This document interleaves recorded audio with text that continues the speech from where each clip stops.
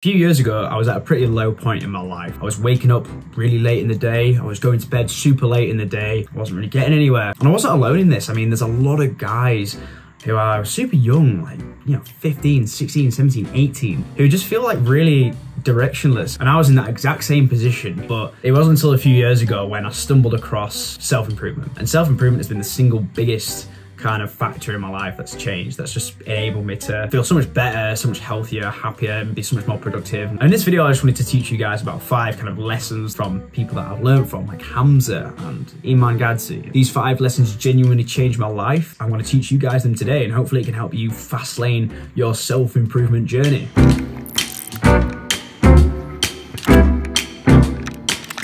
Okay, so the first lesson is leverage, and this is a word that I used to hear all the time. I'm not gonna lie, I used to hear loads of guys talk about leverage and business people talking about leverage and leverage and leverage.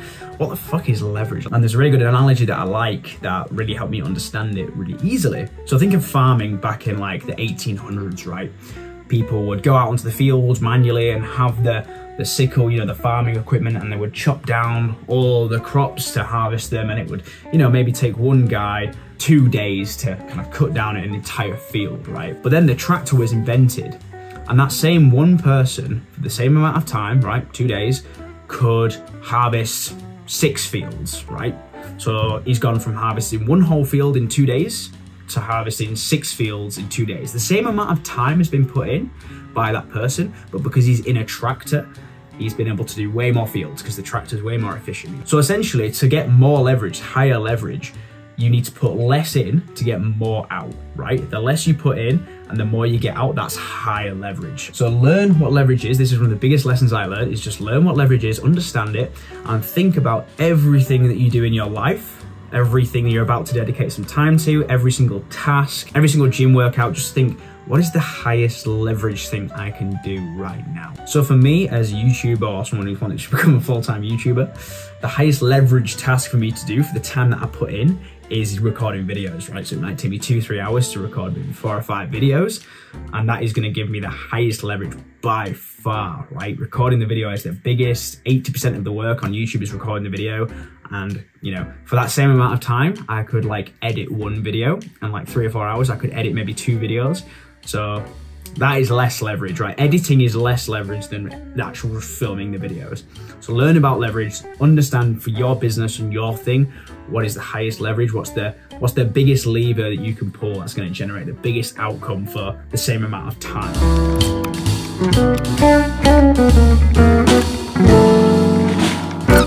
Instant versus delayed gratification. So what is that? Instant gratification is an action or something that you do that gives you instant pleasure, right? Watching porn, watching TV, scrolling through TikTok for 3 hours, right? These are all instant gratification tasks because they don't take any work to do. You can pull up your phone anytime and you can just scroll and have fun, have a good time, right? Watch some memes. That is how you fry your dopamine receptors. Delayed gratification is the exact opposite. So delayed gratification is doing something that's quite difficult and hard to do for nothing, essentially, right? For a reward that's going to come later. So things like going to the gym, right? Spending months and months going to the gym, getting your newbie gains to see that initial kind of muscle build, right? That's delayed gratification. Doing something like YouTube, right? Working on a YouTube video, spending a lot of time on it, wanting to get like 50 views or something. And then, later down the road, maybe like 10 months down the line, that video suddenly blows up and gets 100,000 views, right? That's delayed gratification because you put the effort in at the start and you got nothing out of it, but then later on it was delayed. That's when it actually paid off, right? So it's doing things that pay off, like investing and things like that. That's delayed gratification. So you need to understand these 2 concepts and how they are completely opposite. And you basically need to think about every task that you're doing that's here, change it into a delayed gratification task, and you will start to feel better. I've done videos on this before, but that's the basic concept. Just stop doing things that give you instant pleasure and start swapping them out for stuff that's going to give you delayed pleasure, okay? Oh, God.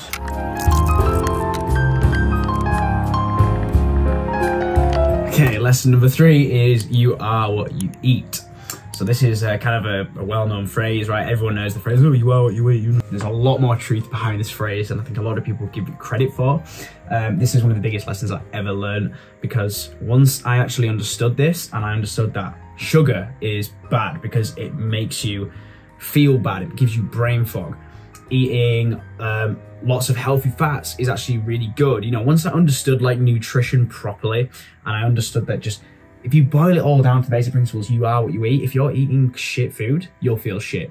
If you're eating high quality whole foods, you'll feel good. Simple as that. It's a really simple lesson, but it's so important. A lot of guys try and do stuff productive with the day, and they're trying to reach like big goals and try to start a business, and you know, they want to have six-pack, but they just eat whatever they want. They'll eat junk, they'll eat crisps and donuts, and then they wonder why they're not making progress at the gym. They'll wonder why they're not making progress in the business. They wonder why they can't concentrate. It's because you're eating shit. Some of the simplest fixes you can do right now to just improve everything about your life and improve your productivity and your success chances and everything is just fix your diet. It's the most basic form. And another lesson that kind of builds on from this lesson is your gut. So your gut microbiome is intrinsically connected to your brain, and a lot of scientists call it a second brain, is your gut.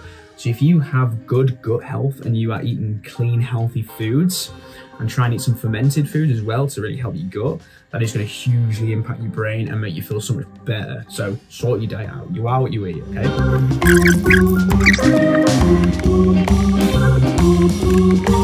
Okay, so this is a really important lesson.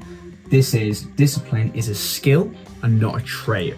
So I used to think that disciplined people were just born that way, and that they were really good at that naturally, and they had been all their lives. And that is the case for some people. They are sometimes just a bit more disciplined. But what you need to understand is discipline is a skill. And if you're not very disciplined right now, i.e. you are struggling to consistently go to the gym, I don't really fancy training legs today, I'll just have to skip it, you know. That's not being very disciplined.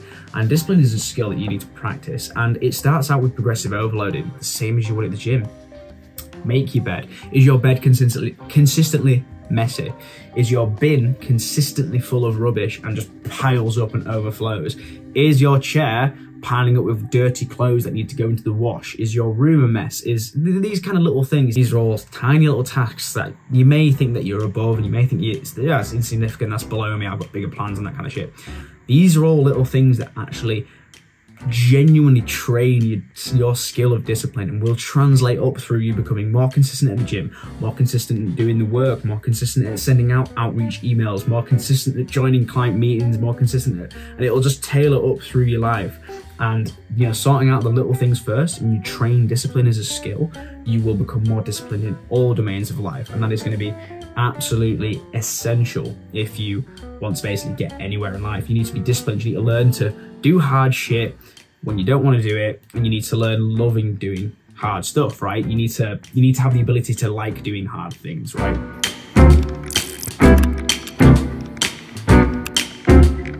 Okay, and the fifth and final lesson is to strive for growth mindset. Okay, I'll tell you a story that might help you understand growth mindset. I feel like I have a growth mindset, and I was able to develop growth mindset through a practice of essentially rewarding myself for putting a lot of effort into things rather than the actual outcome of the thing. So for example, let's think of this in a gym context because it helps.